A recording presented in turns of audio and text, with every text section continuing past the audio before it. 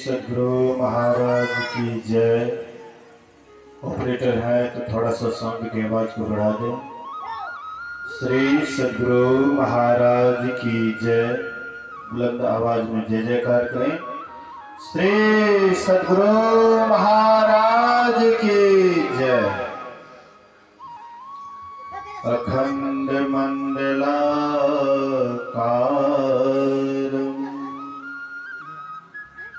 व्याप्तं येन चराचरं तत्पदं दर्शितं येन तस्मै श्री गुरुवे नमः। धन्य धन्य सतगुरु सुखदा महिमा कहे ना जाए। जो कछु कहा तुम्हारी कृपा मोते कछु न बसाए। सर्वत्र सर्वदा वर्तमान सद्गुरु महाराज जी की पावन चरणों में कोटि कोटि नमन। उपस्थित गुरुजन, धर्म प्रेमी सत्संगी बंधुओं, पूजनीय माताओं तथा भक्तिमती बहनों, अभी हम लोग योग शिखोपनिषद से शायद श्रवण कर रहे थे। योगहीनम कथम ज्ञानम मोक्षदम भवति भोः। योगोपि ज्ञानहीनस्तो न क्षमा मोक्ष कर्मणि तस्माद् ज्ञानम च योगम च मोक्षो दृढ़म भसेत्। योगहीन ज्ञान और ज्ञानहीन योग मोक्ष कार्य में समर्थ नहीं हो सकता है। अर्थात जो सदा के लिए मुक्ति चाहते हैं, मोक्ष चाहते हैं, छुटकारा चाहते हैं, ऐसे छुट्टी तो सब आदमी चाहते हैं। छुट्टी को कौन पसंद नहीं करते।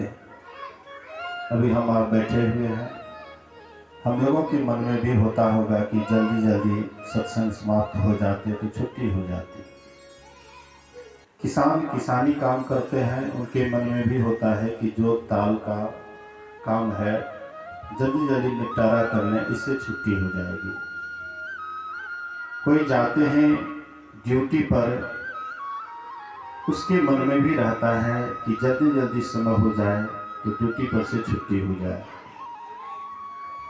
विद्यार्थी स्कूल जाता है, उनके भी मन में लगा रहता है कि जल्दी जल्दी समय हो जाए ताकि हम लोगों की छुट्टी हो जाए। एक जगह ऐसे ही क्लास चल रहा था, बहुत विद्यार्थी आए हुए थे। अंतिम क्लास था, अंतिम समय का क्लास था, विषय था ललित कला। तो जितने भी विद्यार्थी थे सबसे शिक्षक कहते हैं कि जिनको जो चित्र पसंद है वह चित्र बना करके दिखाओ। जिनको जो चित्र पसंद है वह चित्र बना करके दिखाओ। तो जिनको जो जो चित्र पसंद हुआ बना बना करके दिखाए। एक विद्यार्थी सादा कॉपी लेकर के आए और सर जी को दे दिए। कहते हैं क्या तुमको कोई चित्र पसंद नहीं होता है? बोले कि हमको जो चीज पसंद होता है उसका चित्र ही नहीं बनता है। बोले क्या तुमको पसंद होता है? बोले कि हमको छुट्टी पसंद होता है। छुट्टी पसंद होता है। अब छुट्टी का चित्र कैसे बनाएंगे, समझ से बाहर हो रहा है, इसलिए हम ऐसे ही सादा कागज ला करके दे दें। मतलब सबके अंदर इच्छा है छुट्टी। छुट्टी भी बहुत तरह के हैं। एक छुट्टी साधारण छुट्टी है, छुट्टी लेने के बाद भी फिर क्लास में जाना पड़ता है।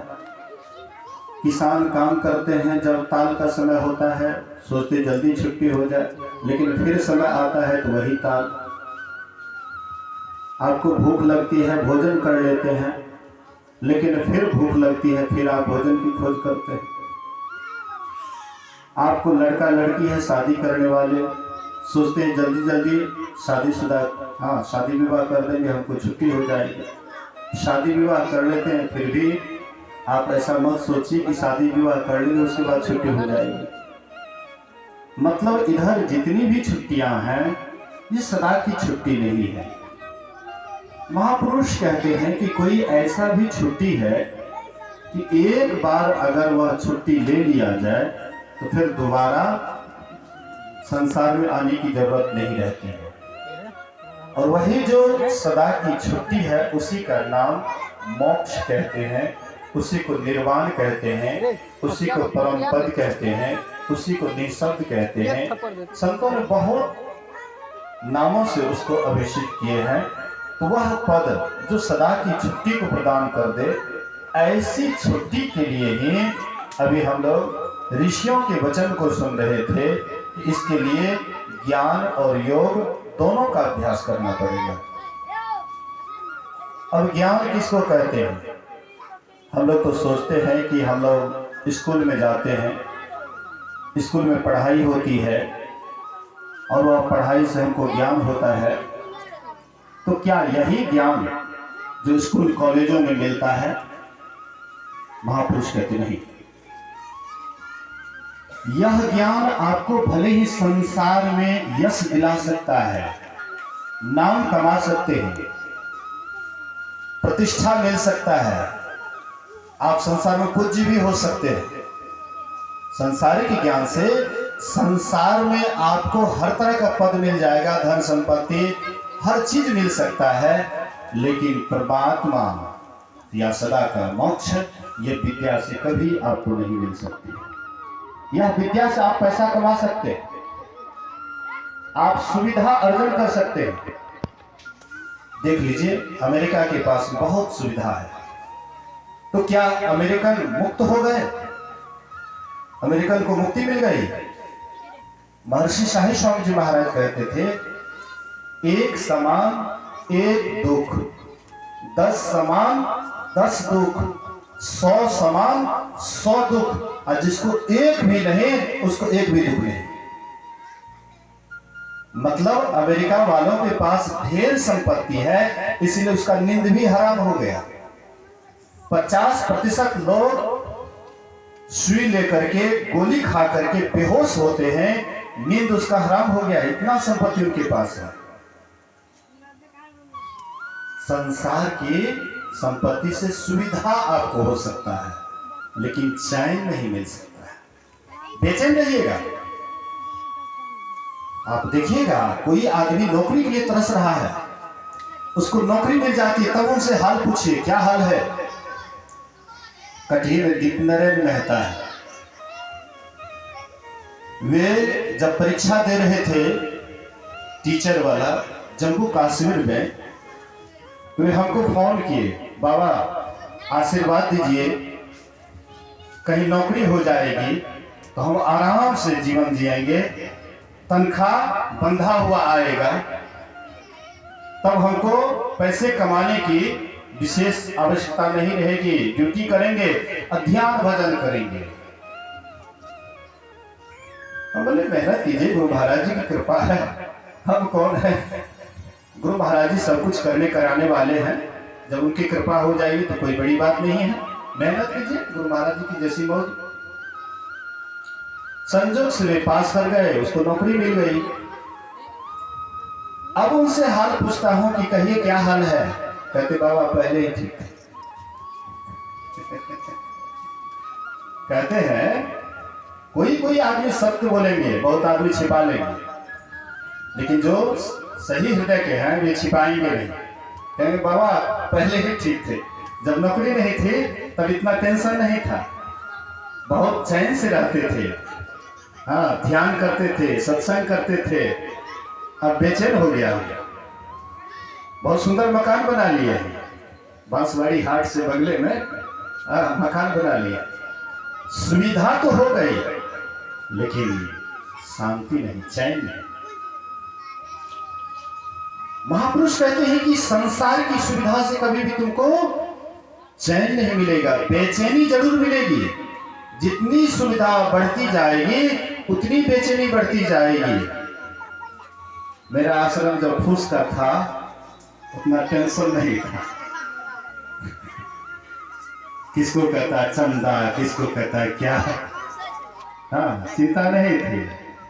अब हो गया, धीरे धीरे लेंटर तक चला गया, चिंता बढ़ने लगी है। कैसे इसके आगे इसको क्या करना चाहिए, फिर उसके आगे क्या करना चाहिए।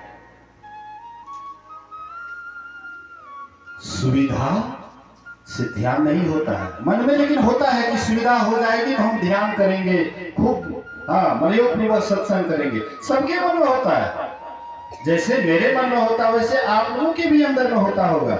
मेरा बेटा नौकरी नहीं करता है, पढ़ाई करेगा, नौकरी करेगा, उसके बाद सारा सुविधा हमारे पास जुटाएंगे और फिर हम एकदम मजे से ध्यान सत्संग करेंगे, बाबा आशीर्वाद दे दीजिए। लेकिन आप कभी नहीं विचार किए कि आपके बेटे को नौकरी हो जाएंगे, उसके बाद आपसे दूर चले जाएंगे, और जब आप बीमार पड़ जाइएगा उनके पास फुर्सत नहीं होगा, फुर्सत नहीं होगा आपकी सेवा करने का। पैसा बहुत करेंगे, पैसा भेज देंगे, पैसा से आप नौकर ला सकते हैं, लेकिन नौकर नौकरी जैसे सेवा करेंगे, बेटा जैसे, बेटी जैसी। पैसा से सुविधा हो सकती है, लेकिन अमन चैन नहीं। अमन चैन धीरे धीरे आपका खो जाएगा। इसलिए महर्षि शाही स्वामी महाराज कभी कभी कहा करते थे, मान लो तुमने अपने देश की पढ़ाई की, विदेश में जाकर के विदेश की पढ़ाई की, वहां से आते हो, बोलते हो झूठ, लेते हो घूस, क्या यही ज्ञानियों का काम है? ज्ञानी कभी झूठ, चोरी, नशा, हिंसा, व्यभिचार ज्ञानी करेंगे। जो भी गलती होती है अज्ञानता में होती है, याद रखिएगा। बोलिए श्री सद्गुरु। गलती कहां होती है? अज्ञानता में। प्रकाश में अभी क्या आप ठुकराएंगे? घर में कुर्सी है, पलंग है, सारी सुविधा है, जब प्रकाश है तो आराम से जाते हैं, बेड पर लेट जाते हैं, कुर्सी पर बैठ जाते हैं, जो भी सुख सुविधा वाला सामान है उससे आप सुख लेते हैं। लेकिन जब कमरा में अंधेरा है, अंधेरे कमरा में आप प्रवेश करते हैं, तो बैठने वाला कुर्सी था उससे आपको ठोकर लग गया, चोट लग जाती है। जिस पर आप आराम कर सकते थे, जिस बेड पर, उसका आपको चोट लग जाता है, पैर टूट जाती है। क्यों? ऐसा क्यों हुआ? अंधेरा होने के कारण। अगर प्रकाश होता तो हम ठुकराते नहीं, हमें चोट नहीं आता। और जब प्रकाश हो जाता है तो उसे सुख लेते हैं। ऐसे हम आप भी जहां हैं वह स्थान है अंधकार का। जहां हम लोग हैं, जिस स्थिति में हम लोग हैं, हम लोग सोचते हैं कि संसार की विद्या को हासिल कर लिए, हम तो ज्ञानी हो गए। तब आप झूठ काहे बोलते हैं? चोरी काहे करते हैं? नशा क्यों खाते हैं? हिंसा क्यों करते हैं? व्यभिचार क्यों करते हैं? बड़े बड़े अफसर को जाकर के देखिए, सरकार उसको काफी तनख्वाह दे रही है, लेकिन जब तक घूस नहीं लेंगे आपका काम नहीं करेंगे। संस्कृत में घूस को उत्कोच कहते हैं। जबरदस्ती उसके जेब में कोच दीजिए, बस तुरंत आपको नहीं कर देते। ऐसा क्यों? तो महर्षि शाही स्वामी महाराज कहते थे कि जो ज्ञानी होते हुए कभी झूठ नहीं बोलते, चोरी, नशा, हिंसा, व्यभिचार ज्ञानी नहीं करते।